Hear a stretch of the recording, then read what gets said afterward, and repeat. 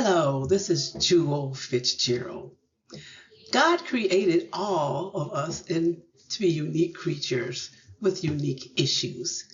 And I'm going to tell you a little bit about the uniqueness that I'm going through right now. But before we get into that, I want to add something about the garlic usage that I mentioned in a prior video a few weeks back. And the link for that particular video will be added to this particular video, so you can go back to that in case you didn't see it, because that whole video was all about garlic, but this one's not that. I just want to add something to it. So God used my natural hairdresser to get me into using garlic every day for general health. And she had told me about a garlic recipe that she uses when someone in her family gets sick or something like that, and they up the garlic a little bit to ward off the respiratory issues. And I never got that recipe because we do a lot of chitty chat, and somehow I never got that. And I meant to get it from her. It's just a weird long story on how I didn't get it. And I ended up finding a recipe on some other source, and I've used that recipe, and that recipe is in the prior video. However, what I didn't tell you in that video was I'm really not really crazy about the recipe. The recipe works, is good, and all that kind of stuff. I just don't like the volume that it produces, meaning it produces more than I want or need, and you have to actually store it. So it's like getting a bottle of cough syrup. What do you think of volume? And at the time, I didn't really need that much to happen. So I usually did. I don't like it. I use it, but I don't like it. So in the meantime, when I did the video, the hairdresser, Avis, she actually saw the video and said, "Oh man, I need to get her that recipe." So now here's the recipe. So now you guys actually have the better recipe, which I prefer. Even after when I looked at it, I'm like, oh yeah, I could already love this. And I even started using it just as in the last couple weeks. So the first one in the purple is the adult remedy garlic. And it's good for all that respiratory stuff that she has on there: asthma, sinuses, sinusitis, bronchitis, colds, flu, hay fever, etc. Anything that's respiratory, and how to use it, and then there we go. So it's a natural item. It's food. It's not medicine. So you don't have to worry about ODing on it if you want, where you will with medicine. And then she even mentions in here, I know she's told me this verbally, so I'm glad it's written down as a reminder to help keep the odor down from the garlic from your body, is remedied simply by drinking a nice cup of peppermint tea or some other tea, peppermint candies in here, like breath mints. So anyway, so what was interesting when I saw this recipe, it made me think about every time I use garlic every day, I chop it up and put it into my yogurt or put it into something else, or sometimes just eat it straight without mixing it into something, that I have had a tendency to chop it up and walk away for a few minutes because I'm always preparing more than one thing at the same time. So I was glad to see, wow, my preparation and not immediately using it was what she mentions in here. Chop it up, let it sit for 5 to 10 minutes. And I've seen this somewhere else too, that it was written that when you want to use garlic, you want to make sure the full potency of the garlic comes out. So you need to chop it up and let it sit for 5 to 10 minutes so that you get the full impact, the good healthy features of the garlic. Don't just chop it up and throw it in something. It needs to come out. So this just reaffirmed that, wow, I did that accidentally, because that's just not a reason why I do it, but now I'm intentionally doing it. Every time I chop it up every morning, 5 to 10 minutes, that garlic sitting there before I actually consume it. And then she also gives you this recipe, cough syrup for children, because children always needs a different, any type of treatment is different with children because of their smallness of the body and all that kind of stuff. So there we go. So now you have the better recipes, 2 recipes for that matter. So there we go. So back to my situation, that I can't be normal. I'm not normal, but none of us are. God made us all uniquely different, give us all different unique situations, all that. Yet we're just not normal. So here we go. Let's talk about me. So every November, December for years before the pandemic, I would always get some kind of bronchial issue. Sinuses would start acting up, start coughing, all kind of strange things, because the weather's changing. That's the time when viruses increase. So It got to be a norm. And it was just going to be a norm. One time I had pneumonia in one lung, or they just got some kind of bronchial thing and they pumped me up with drugs, prednisone, antibiotics, whatever it is they wanted to use, they would do. I just hated getting steroids because I have an issue about steroids in my family. So I don't like doing steroids as little as possible because it caused some issues in a family member. And I run away from steroids if I can help it. So they eventually started thinking about I got asthma, and they said I had some kind of asthma. They said I had asthma. And then some of the doctors said, no, I don't have asthma. Someone said I do have asthma. So it was like a fight over asthma. And they generally want to say asthma. And I was like, really? Okay, whatever. Got asthma when I became an adult, according to what they were diagnosed, even though other doctors would say I didn't have it. So what inhalers wasn't good. I mean, they had maintenance inhalers. You had, what do you call those, rescue inhalers, and then have some kind of stuff where you do the, what is that called, nebulizers, or all kind of stuff they use on me, and a lot of stuff that worked.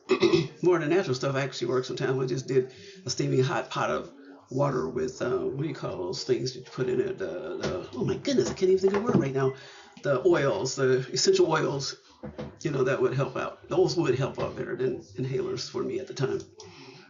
Then God used the pandemic to save me. Okay, so in 2020, so they was trying to figure out what the heck I had my problem, because they first wanted to think I was had kind of, COVID. But then they realized, okay, nope, you don't got COVID, you got something else. So if it wasn't for the pandemic, I don't know where my situation would be right now. Because then they realized I have what's called e-asthma, because I can never pronounce that word. They're the eosinophilic asthma. So I have e-asthma, and that just simply means that there's a lot of extra allergens happening in my bloodstream, and you can only find out that you have this asthma by having a blood test. So urine test, stool test, none of that kind of stuff is going to find out. A doctor would have to actively think about, wait a minute, this person don't have a normal asthma and all this stuff is not working. So they have to actually do a blood test to see that you have your white cells are battling something, like you got some kind of infection, because you got these allergens going on in your body, and the body's fighting them, but then they're fighting so hard that it's hurting you, because it's more a bigger army in there than they need to be, and that big army is just not helping your body or beat the army that they're trying to beat. So you have this high count in your blood, and mine was really super high, way over the top. It should be really low in the 3-digit hundreds or something, and mine was like in the 2000s or something. It was like super high. So they knew, okay, no, she got some issue going on here. So then, because of that, they started going a little deeper, send me to an allergist. And then through the allergist, then they were able to determine I also have allergies, because that's why they were acting like that. And then specifically what those allergies are. And then I start having shots monthly to deal with the allergens. And my allergens are mold, dust, cat, dog, trees, certain trees, there's a list of them, trees, and it's like something else. I'm just having a brain freeze. But the dust and the mold is something you can't get away from all the time, because dust, that's something that you will live with all the time. There's no dust-free area in the world ever. And if you live in a house or in a building, it's just nothing but dust. So it's just a matter of trying to keep the dust down. You just can't get rid of the dust. So in any case, I have these monthly shots that I still are taking at this moment for my allergies. So at the same time, between when they realized I had this e-asthma, I was coughing. And it was an annoying cough, and of course, every time I would cough, they thought I had COVID, but I didn't. This e-asthma.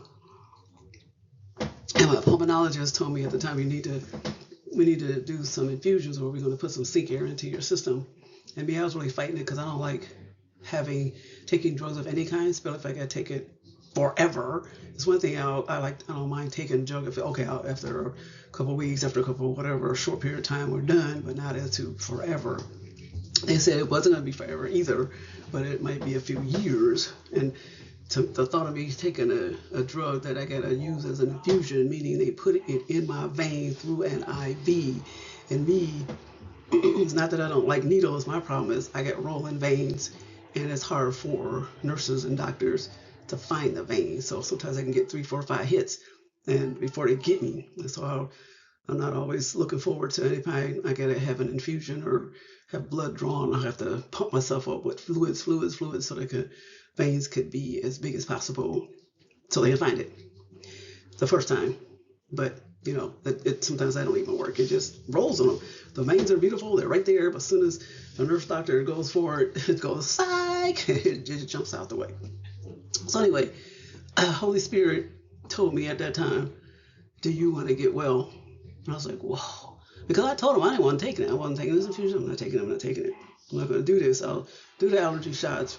I'll do any other short-term thing. But this infusion thing, I felt like I was going to be a cancer patient or something. I wasn't. But then when the Holy Spirit said, "Do you want to get well?" I changed my mind. So I started the infusions in January and had them up until April 2024. So it was a good 3 years. And the thing about that one, talking about do you want to get well, it worked. I mean, as far as the cough went away like immediately. So that was my main issue, because I was coughing so much, coughing during the day, coughing during the night. It was just, oh my gosh, I was coughing up a lung, like they say, or I was coughing up all my organs because it was so bad, the cough. So, but with the infusions, it did immediately stop the coughing. So I was happy with that. I just still got tired of going there every 4 weeks to get to these infusions and having them fight with my veins to get in there. And I wasn't one of those kind of candidates where I was going to be doing this for a long time, where they would put a stent in, and I probably would have really fought that anyway. That would have made it easier for me probably. But then I thought of having something in my body permanently where they can just get to it real good. It's not cool either, because there's a foreign device in my body. So did that up until April, because in April it seemed like, okay, well, we don't need to do this anymore. The cough's under control, the asthma's under control, all that kind of stuff. And then the interesting part about this is that the partial reason was doing it is because my allergens count is really high. So after I did my own personal inspection of my numbers from the year 2020, because I had to include 2020 because that's when it started, up until April-ish of 2024. And actually, I did it much later even, because I wanted to see how the sink air might have brought the allergens down. I could tell already that it wasn't the drug that brought the allergens down, because the allergens in my bloodstream went down drastically just before I even started the sink air.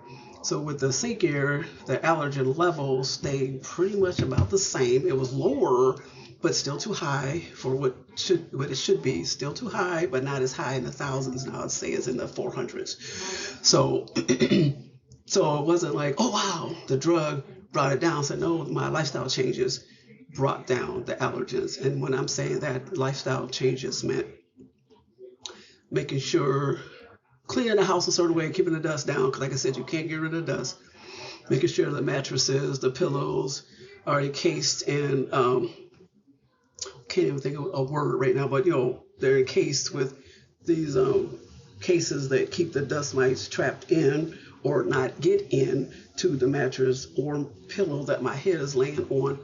Making sure that the sheets are cleaned. We make sure those sheets are cleaned once a week. And then the blankets are cleaned often too. Hot water to kill out the dust mites that's in there. So anyway, it's mainly changing the house and how we live. And then even when I travel, I carry a pillow that's totally keeps me from laying in dust mites, because it's my pillow. I'm not using pillows from any hotels, anybody's houses or anything, because I want to make sure dust mites are not having a field day with me at night while I'm sleeping. So that's how the lifestyle changes, not the drug, is helping the allergens to be less. They're not gone, and they're not in the reasonable range that they need to be. At this point, we're still trying to figure out how to get there, but it's not there. So, but it's way less, and way less.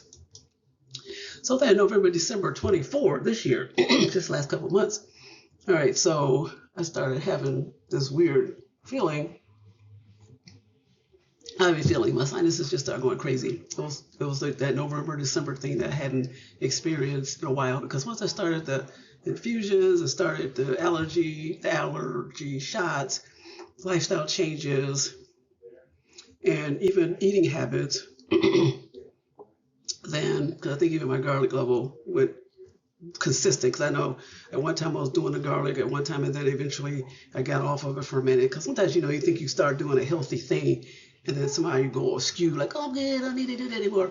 But then I got back into doing the garlic, and I've been doing garlic for several years now. It's consistently every day.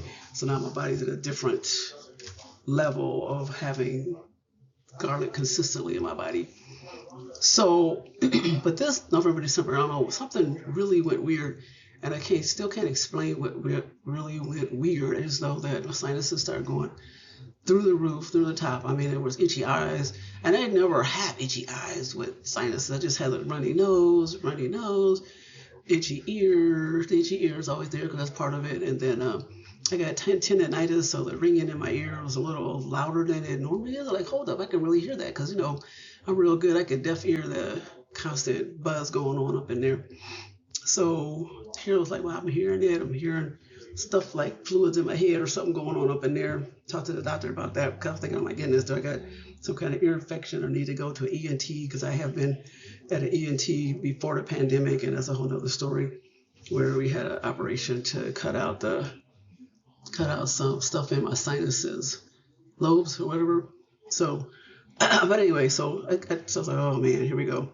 Why are we going through this? I don't know if it's because I'm not on this sync air. I wasn't even thinking that. I was just thinking this that November, December situation. But why extra over the top? I know have not. What do we call it? The house is not as clean as it when I first started this story back in 21, but it's better than what it was. So yeah, so that's because it's keeping a house 100% clean is a time consuming, lots of work. I get that. So it's not spotless. So it could be part of it because then I was in the house November, December, not getting to be outside as much or going away or whatever. And I wasn't even traveling because November, December we had traveled before then, but after that I was back home and still am back home. Haven't done a whole lot of traveling since then just because our schedule just didn't have that in the plan. So I'm in the house more, just like I was in the pandemic, and that's when it flared up in 2020 because I was in the house all the time, and that's when it came to light through that I had this issue because I'm living in the house with dust, with whatever, having a field day with my body because I'm trapped in the house. So anyway, this happened now. I'm like, okay, science is happening.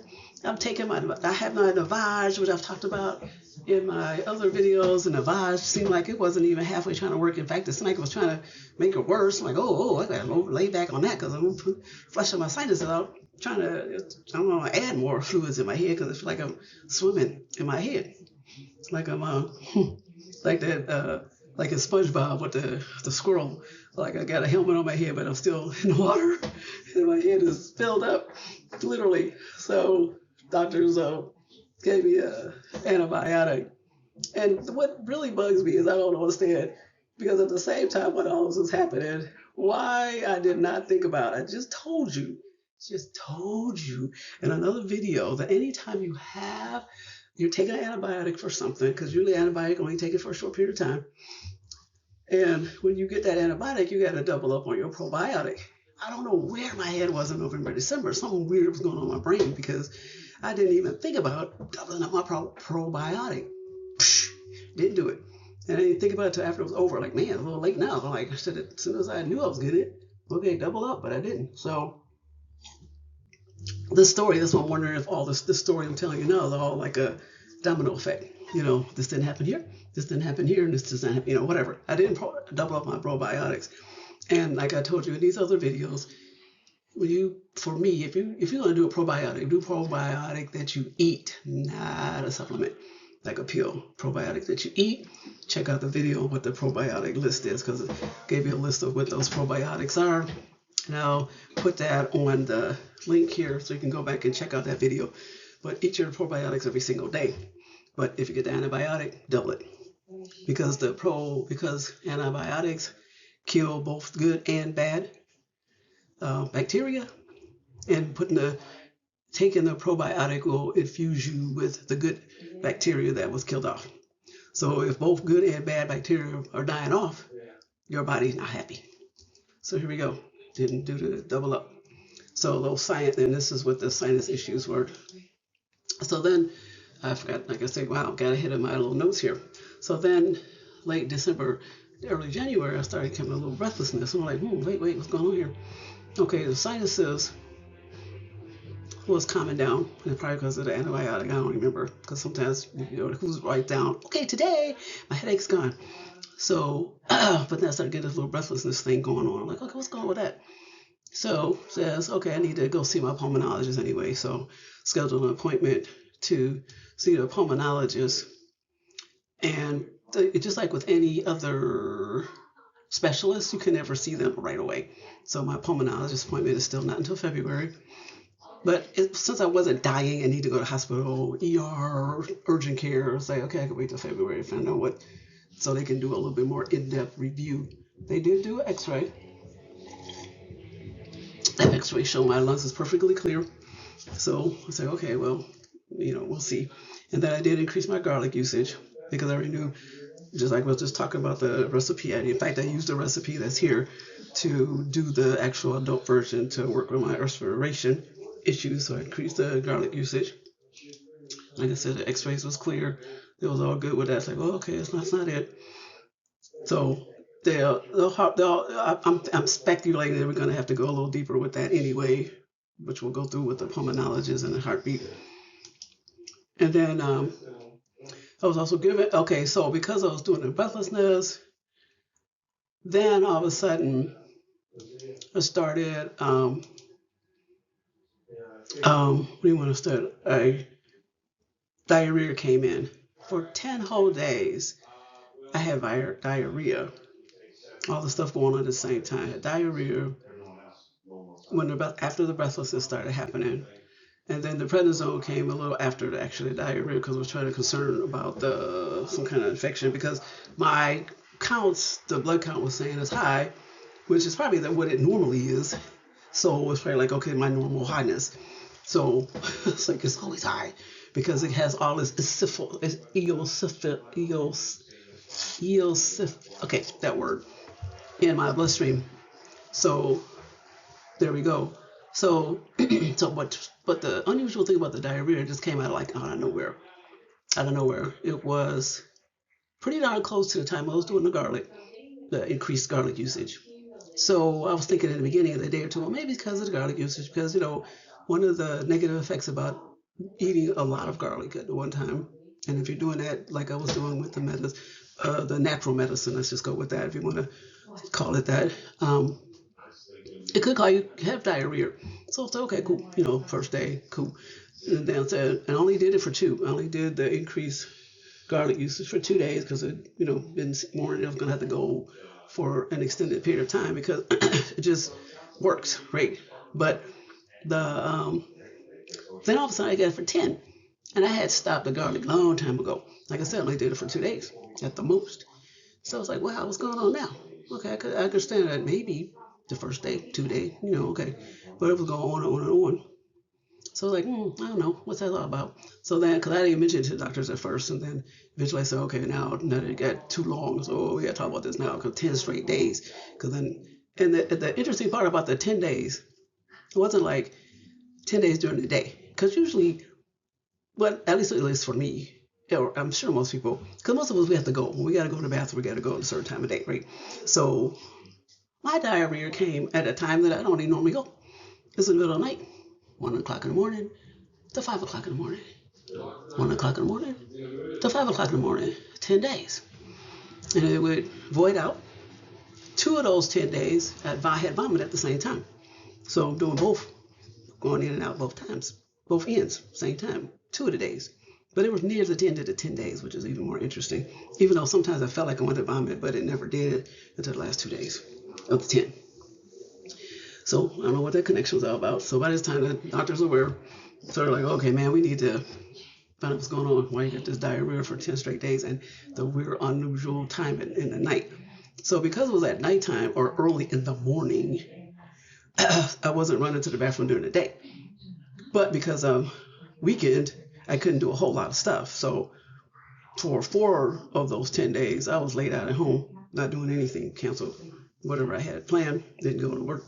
Didn't go to church. Didn't do a bunch of stuff for 4 of the 10 days. Because, hey, I needed to chill during the day. I'm just glad I wasn't running all during the day. So I don't know why 1 o'clock in the morning to 5 o'clock in the morning. So that wasn't fun because I didn't sleep. I just needed sleep then. That's the only reason why I didn't go, because I was too tired to go do whatever it is I had to do. So they said, okay, we need to do a CT scan. So that CT scan, it was interesting. This is the most interesting situation. I've had CT scans, and this was CT scan with contrast. They usually hit your my chart or whatever. It was within minutes. I had barely got home, and I already had the results, and it hit my phone that the CT scan showed that it had a small stomach mass. So that was the fastest CT response I've ever seen. So I knew way before the doctor, okay, so what's that? You're going to have to be checking out what the heck that is.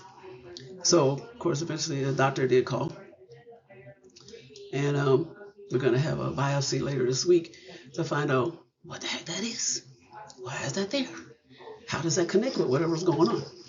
Diarrhea has since stopped then. Since long time stopped now.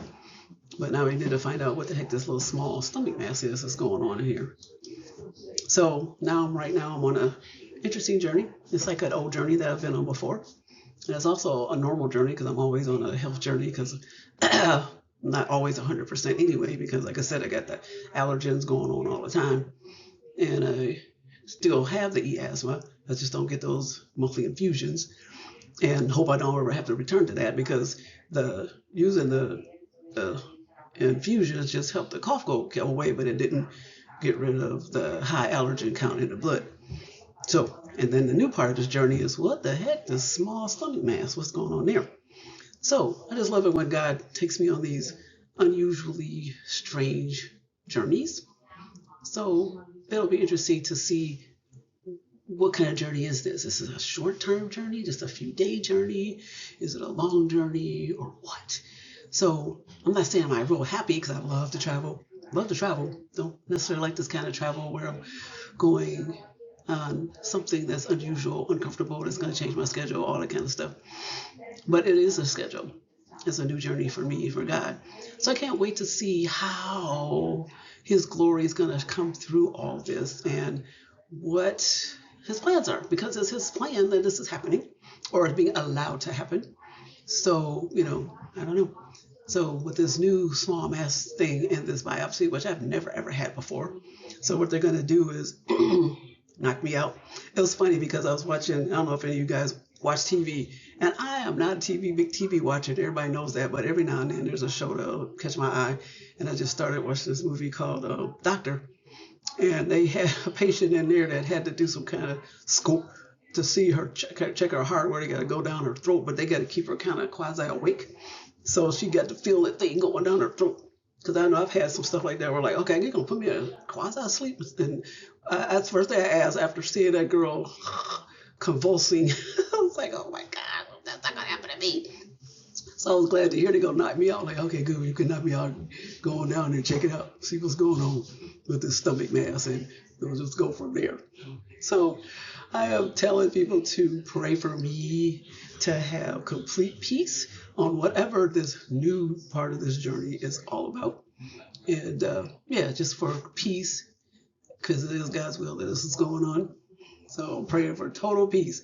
And right now, it's been the thing is coming up in a couple days, so it's been maybe almost a week now, and I totally have been at peace. It's like really weird. Like, oh, okay, yeah, we're just going on a journey. Like I'm getting ready to jump on a plane and go in a car or somewhere, okay, where we going? I just don't know the roadmap because I don't know where we're going. So here we are.